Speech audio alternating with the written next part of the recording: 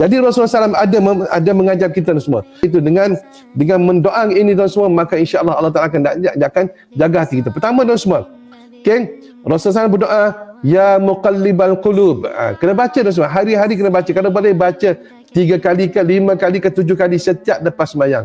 Ya muqallibal qulub, sabbit qalbi ala dinik. Dia punya arti, wahai Tuhan yang membolak-balik hati kita. Tuan-tuan, hati kita ni dipegang oleh Allah Taala. Tuan-tuan kena yakin, hati kita ni dipegang oleh Taala. Nah, Allah Taala boleh balik macam ni, dan Allah Taala boleh balik macam ni tuan semua.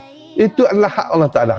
Jadi untuk nak jaga hati kita agar tidak terbalik dan semua, tidak terbalik kepada dulu kita jahat, dulu kita nakal, kita tak sembahyang, kita tak puasa, kita tak zikir, kita tak pergi masjid, kita tak baca Quran, macam-macam kita tak buat apa yang Allah Taala suruh. Tetapi Allah Taala balikkan hati kita, Allah Taala balikkan hati kita kepada kita taat. Kepada kita taat dan semua, maka tuan-tuan semua jagalah tuan semua agar hati kita tidak terbalik-balik kepada kejahatan yang sebagaimana yang telah kita lakukan masa lampau. Jadi inilah doa yang Rasulullah SAW sering baca, ya muqallibal qulub sabbin qalbi ala din. Wahai Tuhan yang membolak-balikkan hati, teguhkan hati kami di atas agamamu.